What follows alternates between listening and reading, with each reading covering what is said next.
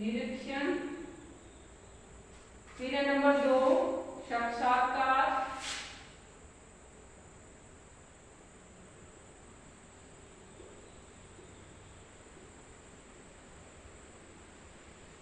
फिर नंबर 3 है संचित अभिलेख।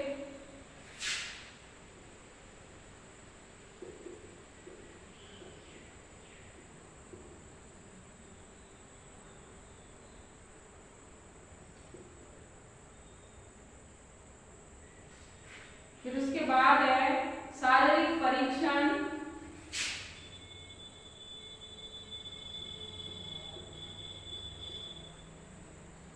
शारीरिक परीक्षण।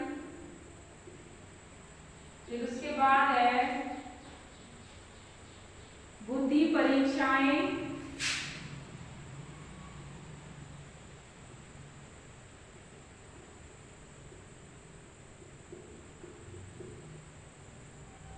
फिर उसके बाद है निदानात्मक परीक्षाएं।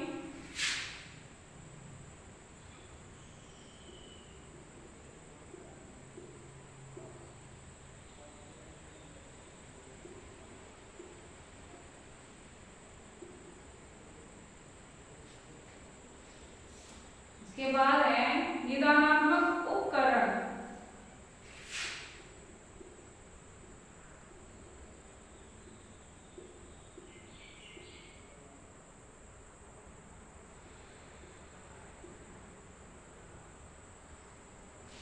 ठीक है। उदाहरण के लिए बच्चों की श्रुत लेख में की जाने वाली वर्तनी अशुद्धियों के कारणों का पता लगाना, निदान करने की समस्या को ही लीजिए। सर्वप्रथम शिक्षक अपनी कमियों का पता लगाएगा। इसके लिए वह अपने द्वारा बोली जाने वाली सामग्री का टेप करेगा और उसे स्वयं सुनेगा, देखेगा, फिर उसमें बोलने की गति को ठीक करेगा अथवा जो स्वर है कक्षा के अनुकूल हैं अथवा नहीं है, सुनेगा, फिर देखेगा और प्रत्येक शब्द का उच्चारण पूरी ध्वनियां उत्पन्न कर रहा है, स्पष्टतया अपने शुद्ध रूप में किया गया है अथवा नहीं किया है। और प्रत्येक शिक्षक को अपनी त्रुटियों का पता लगाने और उन्हें दूर करने के लिए सदैव प्रयत्नशील रहना चाहिए। प्रत्येक शिक्षक को यदि शिक्षक अपने व्यवहार में कोई ऐसी बात देख जो बच्चों में भय उत्पन्न करती है तो उसे अपने व्यवहार में परिवर्तन करना चाहिए। बालकों के साथ उसे सदैव सहानुभूतिपूर्ण व्यवहार करना चाहिए और शिक्षक को उचित गति व स्वर में ही शुद्ध उच्चारण के साथ बोलना चाहिए और बच्चों को शुद्ध उच्चारण ही सिखाना चाहिए। अगर ऐसा व्यवहार शिक्षक का रहता है तो छात्र शुद्ध बोलेंगे और शुद्ध लिखेंगे और उनके अंदर भी जो हेजिटेशन है, झिझकपन है, वह भी दूर होगा और अपनी बात को अभिव्यक्त करने की जो उनकी क्षमता है उसमें भी वृद्धि होगी। कभी कभी बच्चे कक्षा कार्य में रुचि न होने के कारण भी अपनी वर्तनियों में अशुद्धि करते हैं और यह कारण किस बच्चे के साथ है इसका पता लगाने के लिए शिक्षक को बच्चे के हाव भाव एवं उनका अवलोकन करना चाहिए। बीच बीच में विषय सामग्री में संबंधित 1-2 प्रश्न पूछकर बच्चों का ध्यान अपनी ओर आकर्षित करना चाहिए। इससे पता लगाया जा सकता है कि बच्चों की रुचि उसके अध्ययन में है या नहीं है और रुचि संबंधी परीक्षाओं द्वारा भी हम इस सब विषय में जानकारी प्राप्त कर सकते हैं। यदि बच्चों की कक्षा में रुचि उत्पन्न कर दी जाए तो वे यथा अशुद्धियों को स्वयं ही दूर कर लेते हैं और किसी भी प्रकार की अशुद्धियों से वह बचे रहेंगे। कुछ बच्चों की स्वयं की कमी ही वर्तनियों की अशुद्धि का कारण बन जाती है। बच्चों की कमियों का पता लगाने के लिए बच्चों के हाव भाव पर ध्यान रखना चाहिए और बच्चों के सामने बैठकर कुछ बोला जा सकता है और फिर प्रश्न पूछकर यह पता लगाया जा सकता है कि क्या बच्चे की रुचि है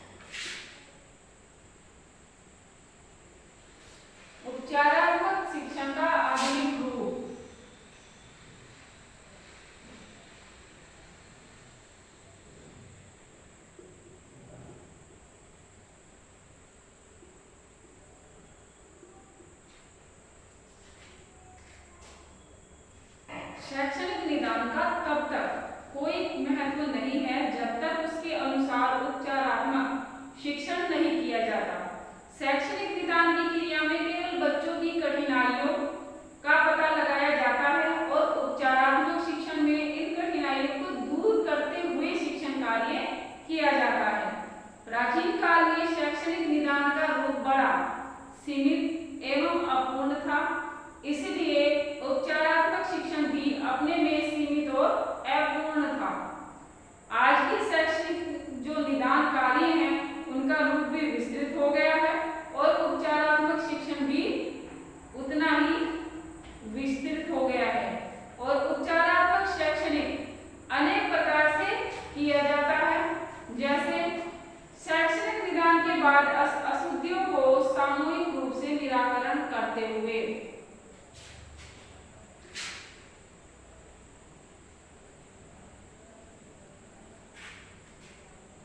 शैक्षणिक निदान के बाद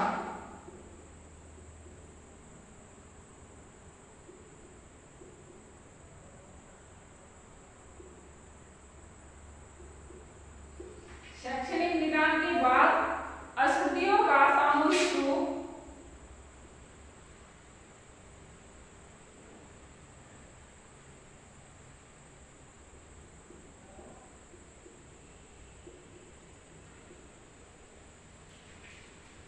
सामूहिक रूप से निराकरण करते हुए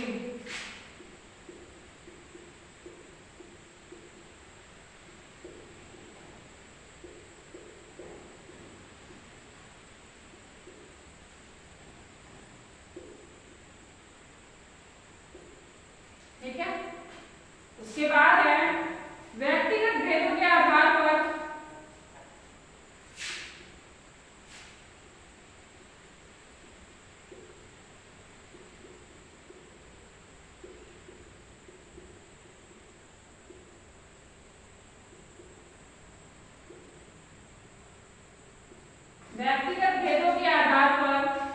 व्यक्तिगत रूप से निराकरण करते हुए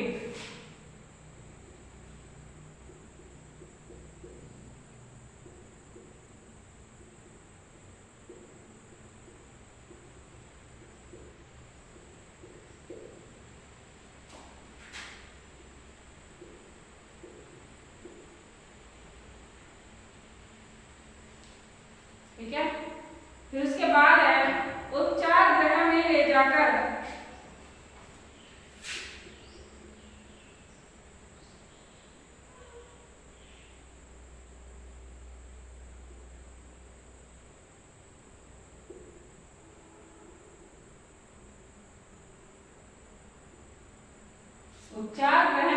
जाकर सामूहिक अथवा व्यक्तिगत रूप से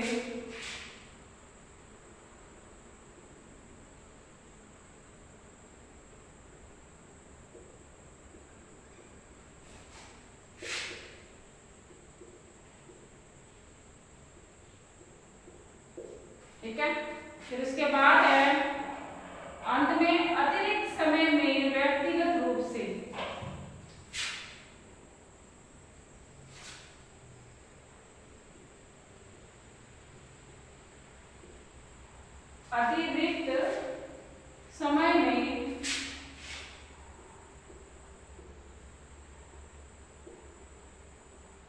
व्यक्तिगत रूप से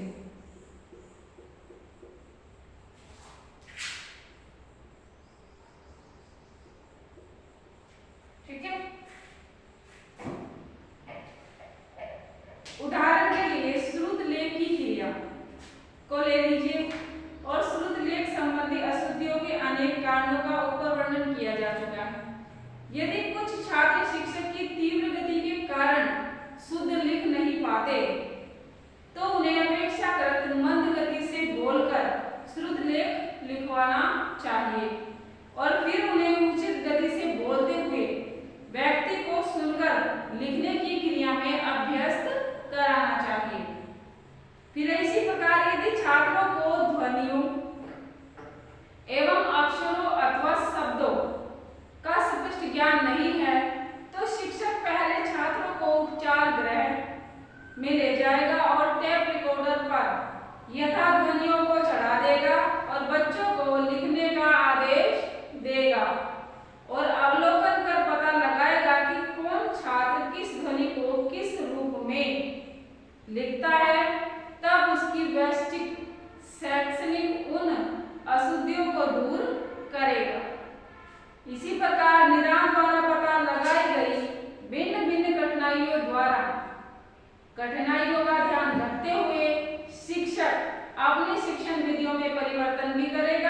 और सभी छात्रों को व्यक्तिगत कठिनाइयों को, जो उनकी व्यक्तिगत कठिनाई है उनको दूर करने का, उन्हें एक स्तर पर लाने का प्रयास भी करेगा। ठीक है, शैक्षणिक निदान एवं उपचारात्मक शिक्षण के कुछ लाभ भी दिए गए हैं।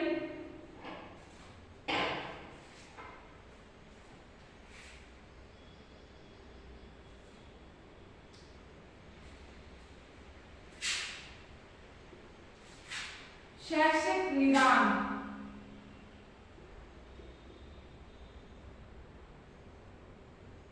शैक्षणिक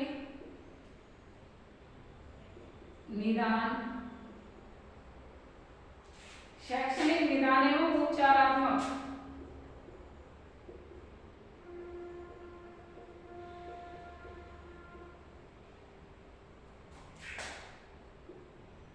शिक्षण के लाभ।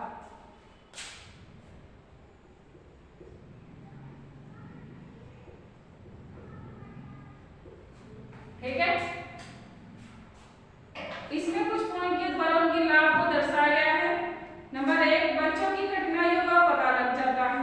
नंबर 2, कठिनाइयों का पता लगाकर उन्हें दूर किया जा सकता है।